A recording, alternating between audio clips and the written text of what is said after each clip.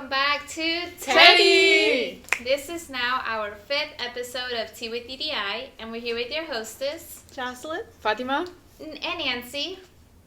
Today we're here with a very, very special guest.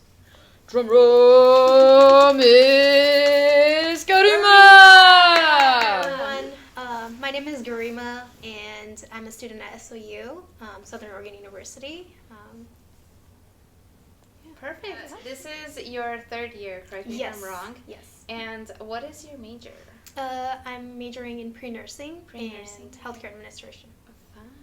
Yes. And can you tell us a little bit about yourself, like your background, like the titles that you have here at SOU? Mm-hmm. So a little background information about me is that I was born and raised in India for most of my life. Been in the U.S. for 7 years. Attended Grants Pass High School, graduated from there, now at SOU, 3rd-year student, like you said. And then I've held several leadership roles across campus here at SOU since my freshman year. So I've held Asian Student Union. I used to be president for Asian Student Union for 2 years.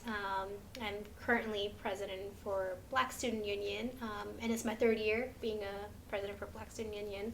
I'm also involved in multicultural, which is like where all of the culture clubs, ethnic clubs on campus gets together, and we have our meeting, we discuss our events, and then I've been part of our student government known as Associated Students of Southern Oregon University, also ASSOU. My freshman year, I was their administrative director. And last year, as a sophomore, I was their multicultural affairs senator, and currently I'm their head of government member, chief justice, which means I lead my judicial branch with our governing documents, which is our bylaws, our constitution, as well as if we have any grievances that are filed, I look at those, and also preside over meetings. Like, for example, our student fee allocation committee, which you all might know about, which is allocates student fees to all the clubs and organizations on campus, major 3 other indexes too, and it allocates around $4 million per year, and so I actually preside over those meetings, and it's a little heaty in there with arguments, but it's like making sure that the agenda is being followed, quorum is being met, and we're on time. And then I'm also part of our housing. I'm a resident assistant, been a resident assistant for the past 2 years. I was a resident assistant in Shasta last year, and this year I'm in McLaughlin. And yeah. And currently, I'm also going to be on our board of trustees as a trustee member, soon to be. But yeah. Yeah, Garima, that's a lot on your plate. Thank you. Like, I really admire you for like being able to handle all of that. Do you have like any specific like way that you organize yourself to like keep up with all of that and also your academic school life here at SOU? Yes, many ways. Some is my Google Calendar. I live by my Google Calendar. It's like everything from whether I'm eating food, whether it's like my workout, everything's on my Google Calendar. And then for my academics, like my classes would be on my Google Calendar, but my assignments, so I use Excel. So beginning of the term when the professors hand us our syllabus, I go through each of my syllabus and the dates, and I put all of the assignments on an Excel sheet, and then I have them through, because there's a formula you can use through Excel, and be it like this is when the assignment is due, and then so I have it through that, and it strikes through each assignment. And as I complete them, I just go through it, and if I need to add something in there, I do that. But Excel sheet and Google Calendar are my to-go-to for keeping myself on track, whether it's for my academics or for my meetings or like any other extracurricular activities. That's so smart. I'm gonna have to start using that too myself. Yeah. Nice. So you've been here for, you said 3 years now at SOU? Yes. What would you say is something that sets SOU different than other universities? Like, what is maybe your most favorite thing about being here at SOU? So I love the nature. I love how our campus is around like just nature, you know. It's very peaceful, it's quiet here. Also the community. I really like the community here at SOU, whether it's from your professors, your advisors, students, your coworkers, anyone. I myself, I feel like I have great bond with my professors and my advisors. I love all the students. Like it's very like, you know, like you won't get along with each one of them, you know, because there's things like everybody has differences, and you know, but it's just how are the ways like you can be nice to each other, and you know, when you're on the same campus, you or live on the same campus, you attend the same school and classes you have together. But I just love the faculty and the staff and the students here. They're very encouraging too, and I learn a lot from them every single day. There's like a different thing that you will learn, and you will meet new people here. And so I met very, very amazing people here. So that is amazing how much this community has done for you. You came from Grasslands and now you're in Ashland, so like you're starting to learn the roundabouts of Ashland. I feel like from what you said, this leads us on to like our main question. What does equity, diversity, inclusion mean to you?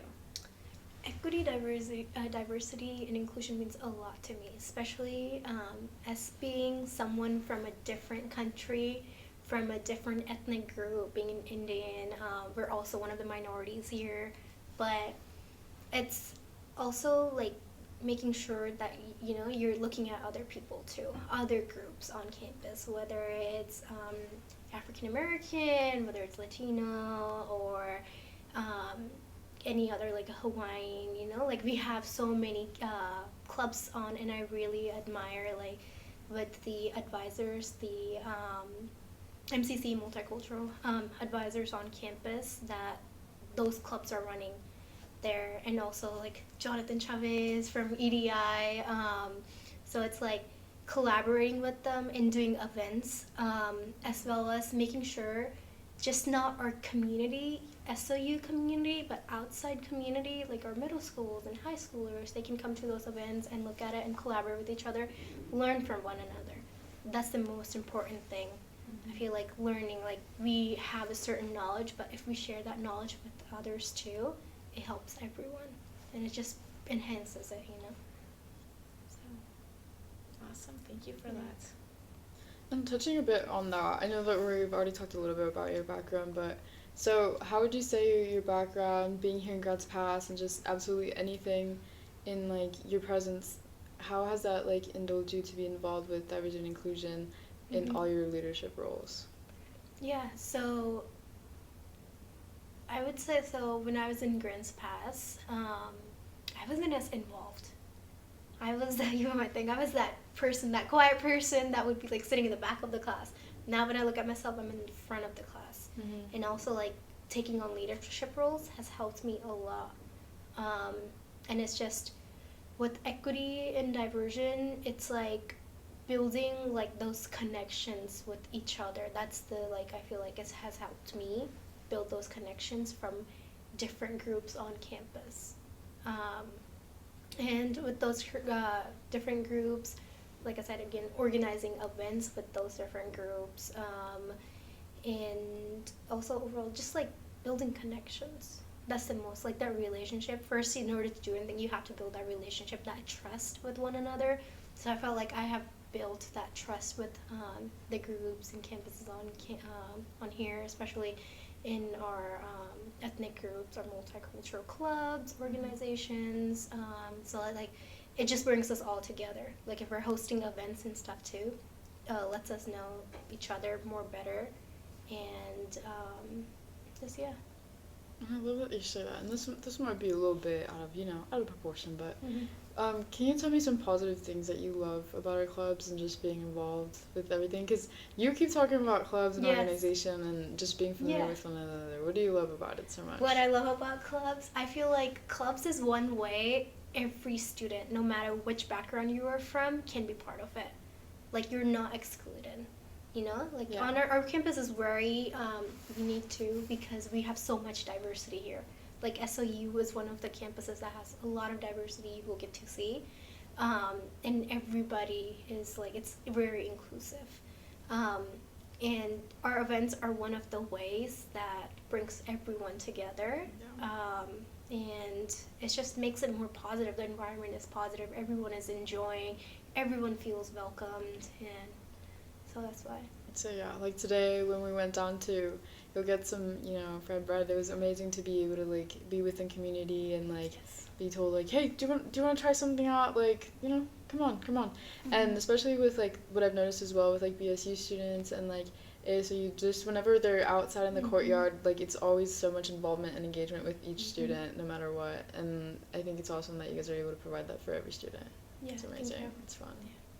I like how you mentioned that, and like how we've been saying so far in like all podcasts that like our sense of belonging is very important. So like hearing that like clubs are making that their main focus, like okay, we need to not only invite certain groups or certain members, we should be talking to everybody and bringing them all together and showing that like sense of belonging. So that's amazing how SAU has evolved into this. Definitely, yeah. I definitely agree with that, and I feel like I like how you said how SAU evolves, because I feel like the students and the faculty too, like we all evolve as well. Like I remember what you were talking about, how in high school you would always sit in the back and you were a little bit more quiet, and just that transformation into like you actually being at the front now. I think that's so amazing. And I also wanted to ask, because I know a lot of people are also like that. Me personally, I would always want to like sit in the back and not be super involved. For you, what kind of like inspired you or encouraged you to participate more and like really get into these leadership roles? Oh, I don't know. I just like, I wanted to step out of my comfort zone. So I was in my comfort zone. I didn't know English as well. Like I had to learn English. I had to take classes, English learning, I think it's called ELA, English Learning Assessment, those courses I took in high school. And I was still working. I still like a little bit struggle with my English when it's about something. But mostly I just feel like I want to step out of my comfort zone, and also my professors has pushed me a lot, and my advisors.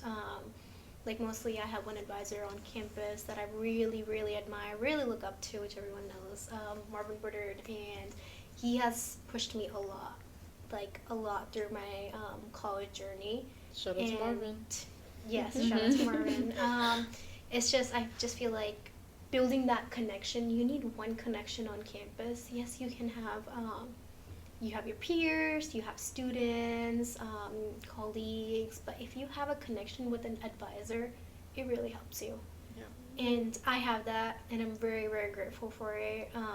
And it's just like believing in me, like, hey, I believe in you. You can be a president for BSU. You can do student government. You can be an RA, and just encouraging me.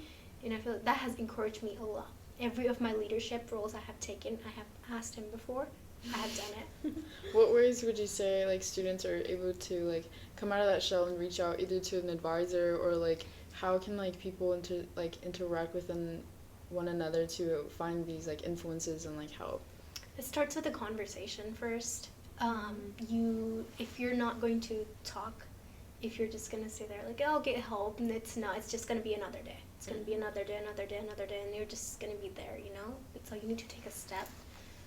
It's going to be hard. It's always hard, but that one step can change a lot of things.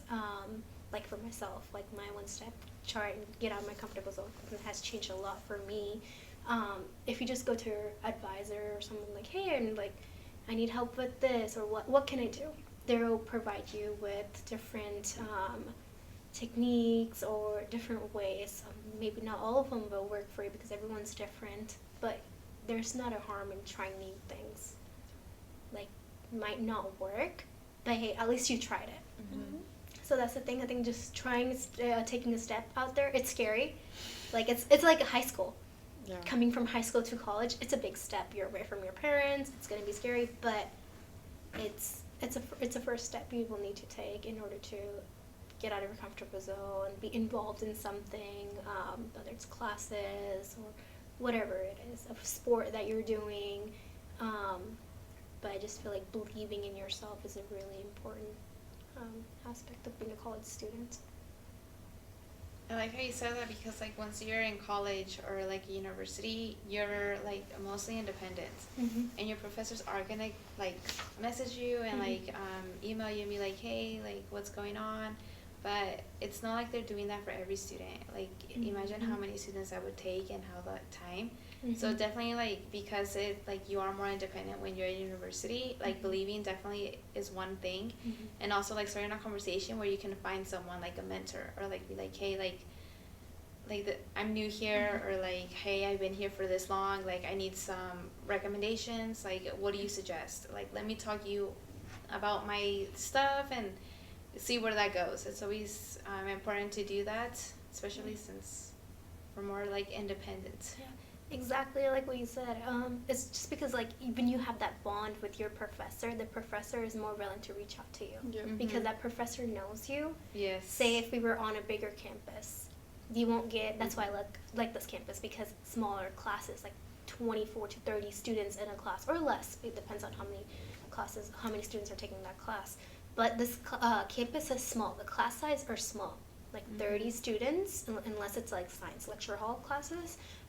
You have that interaction like with the professor directly. Like you can go and talk even after class, or like you can talk with the professors during their office hours if they're available. But it's just like if you're willing to take that step and talk with the professor knows that you're trying, and the professor is more willing to help you out.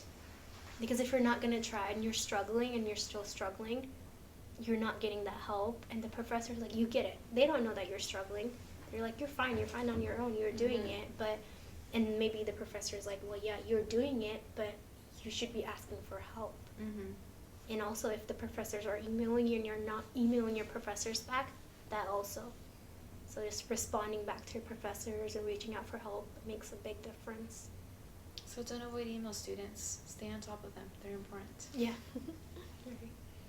Okay, so I've got a pretty lengthy question for you, but I'm going to try to get it right. Okay. So how do various aspects of your identity intersect, and how does this intersect with your role in advocacy within all your student activities and achievements? Many ways. I would say intersects in many ways, because like just being involved in so many different things, especially when it's like I said, I'm Indian. My ethnicity is different. Being a president of Black Student Union, being in the Asian Student Union Club, meeting all these different, because there's different categories of, Asians too. So meeting all these different unique people from different parts of the country, whether it's international students, and then obviously doing BSU with Black Student Union, organizing events like Black History Month, and then being involved like attending Latino Student Union events, SLS, NASU. It all comes together. I feel like at the end we're like a group of people from different clubs, which we're helping support each other and like just helping out. For me, I just feel like it helps me be more diverse with my perspective around people.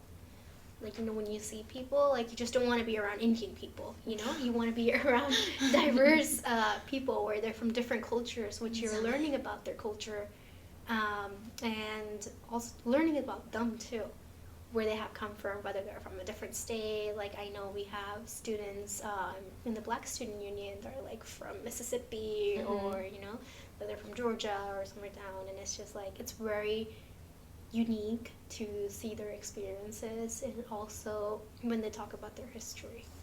I really like that because history is very important. History is important for everyone. And it's just, I feel like it connects somewhere, like we have that connection, at the end we come from a same place, Yes. So. I love that you said that we come from the same place and that history really, really matters. That's very important. I love that. We're all human beings with feelings. The next question we wanted to ask was, what are your aspirations for promoting EDI in the future, whether personal and professional or within the community? Do you think this aspect is necessary within the nursing profession you are aiming towards? It's very, very important in healthcare. Equity, diversity, inclusion, everything is very important because you're treating patients. You can't put a difference between, I'm going to treat this person differently than this person, comparing them. Everybody has a right to equal health care. That's what I believe in. Yes. and equal access to healthcare, whether it's immigrants, whoever it is, because like we see immigrants don't like get the same healthcare as other people, which they have a right to too, because at the end we all immigrate here. We're not originally from here. All of us came from a different country, or our parents or grandparents, everyone came from a different place, and that's how we are here. But as myself, as being an immigrant too, I feel like having like an open mind to diversity is very important. Whether it's just not just in healthcare, every business, everywhere it's important, because you can't just judge people based on how they look, based on where they come from, their income, any status.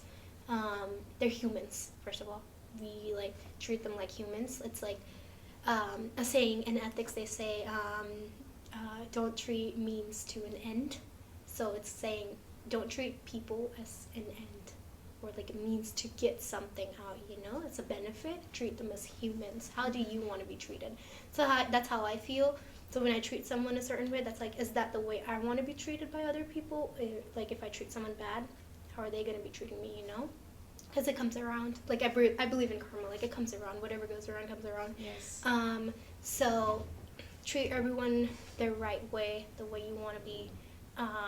And just being like spreading happiness out there, having a positive environment, because that's what will keep everyone happy, you know? And some might not be happy with it, but we can only do our best, because we can't meet everyone's expectations either. So I just feel like everybody needs to spread that diversity out there, and keeping an open mind to new things, new learnings, and new cultures, and new opinions too, people. Thank you for saying that we should treat everybody the way we want to be treated. I always go with that in my head. I'm like, it doesn't hurt to be nice. It does not hurt. It doesn't cost anything to just go around and have a smile on your face, say hi, good morning, good afternoon, anything. Just being nice should be like the goal for everyone. And I mean, we should just be treated with, like you said, diverse and equity. Yeah, because you never know what the other person is going through. You don't know their story. Yes. That's the thing. Like, they don't go around sharing their story. This is what I have gone through. Like, I don't know your story. You don't know my story. So that's why, like, maybe they're having a bad day, you know? Sometimes people, like, will not be nice to you. Like, even if you're saying hi, they won't say hi back to you, and it might irritate you, you know? It's like, I just said hi to you. Why didn't you respond? But also think about that. Maybe they're not having a good day. Maybe there was something that happened with them, their family, or just something happened. And just around that, I just feel like keeping, like, doing the same thing, just keeping your attitude positive and not negative, and keeping, like, comments, like, negative comments to yourself, it really helps. And, like, the other person, too, acknowledges it, too, like, oh, later, you know, in their head, they're like, I've done it several times, I might have not had a positive attitude, but you don't recognize it. Later, you're like, you regret it, like, oh, this person said this to me, and I acted this way, and you regret it. But I just feel like Learning from it, yes. And thank people like you, Garima, on campus for being such advocates for things like that. And it really inspires me to just be better, grow, and that's what I'm taking from you, is that you grow every day. And I think that's a mindset that we should all be taking forward, because it's very important for us to endure that and spread that to get it back as well. Like you said, everything that goes around comes around, and it's, if we give the best will come back as well. And you've done that a lot in leadership and clubs and absolutely everything, in housing, and everything. And we really, really appreciate that, and for you to be able to say that here as well, because it needs to be heard over and over again. Really appreciate that. Yeah, it really does make a difference. Like how Nancy was saying, like, it doesn't cost anything to be nice. And then when you're doing that, like, the other people, like, they want to do that as well. So, like, a lot of people copy other behaviors. So if we're just all nice to each other, like, honestly, that'll just create this more positive environment, which I think is what SOU is all about, and just bringing us all together and having a really tight-knit community. And just spreading happiness and positivity all around. And you're definitely on the right track on doing that. So props to you. Good job. Yes, thank you. So moving on a little bit different. We were a little bit curious to know, like, do you have any favorite study spots around here on SOU or any specific places that you like to just go and hang out in, like somewhere where you feel comfortable in? Yeah, I definitely do. So with me, I cannot study in my room. Like Yeah. No. I'm like for me, it's like if you're sleeping in your room, you can't study there. Yeah. Like it's because it's just like The bed is you're too so close. comfortable. You're like I can't. So with me, I do not go to my room. I go to my room after I'm done with everything, whether it's at 9 p.m., 8 p.m. That's when I enter my room, or else I do not enter my room. Here, I stay on the campus. I'm either at the library. I love like getting a study room on the third floor and just doing my homework over there, or with a group of students that were working on the same thing. That's what I did for the past 2 weeks. For one of my class, business information systems, I was in the library almost every day working on my assignment. And then other two spots I like is in the Stevenson Union. So one is the multicultural lounge area where there's like comfy chairs. So if you put those two chairs together, it's literally like you're so comfy and it's like a bed. So I work over there, or I'm in like Marvin Border's office doing my work. And then also the VA Veterans office, like the section up in Stevenson Union, which is like right across from the Trio office. That's a great place to study. So they have actually in the middle room of the office is just the computers, and it's quite a study area. And they also have a relaxing room with the massage chair in there. So I also go Gotta there check that too out. with the massage chair, and it's very like the massage chair is very great. Like you can just sit there, and then you can have like a do not disturb sign outside the door, so no one comes in either. So I'm just like I am there on the massage chair, and then I just go in the middle room, do my work, and if I need to break again, and they also have snacks. They provide you snacks. They also have coffee if you guys drink coffee. So those are my spots. Yeah. That's super cool. I didn't know about that last one. I'm definitely gonna have to check it Yes, out. you Yeah. have to check it out. Yeah. I want to thank you, Garima, for making the time in your schedule, for coming in and just talking about literally all the leadership roles that you have here at Southern Oregon University, as well as how like you advocate, and you're also a student, so you're doing all these things and a student. You're showing and us you it's can not manage it. impossible. Yes. You're showing us it's not impossible. Everything is possible. Everything that you've done. Your Google Calendar does look a little scary, not gonna lie. It does look a little scary, but it's not impossible. And we hope to be able to be advocates for more students like that. We really appreciate your time. It's, like she said, it's very valuable, and we appreciate absolutely everything. That you're here, that you took the time to be here, that you added us to that Google Calendar. We really Yes. appreciate it. Thank you so much. You guys saw my Google Calendar? Yes. Yeah. Do you have any like last minute comments, thoughts? No. Anyone you want to acknowledge? No, thank you. Thank you for having me here today. It was great, really great talking to all of you. Thank you for Jonathan Chavez for having me here, being a member and like speaking here with all of you. And yeah. Thank you again. And everyone, this concludes our 5th episode. Again, we're here with your hostess, Jocelyn. Fatima, Nancy. and our Eh. great guest today, Garima!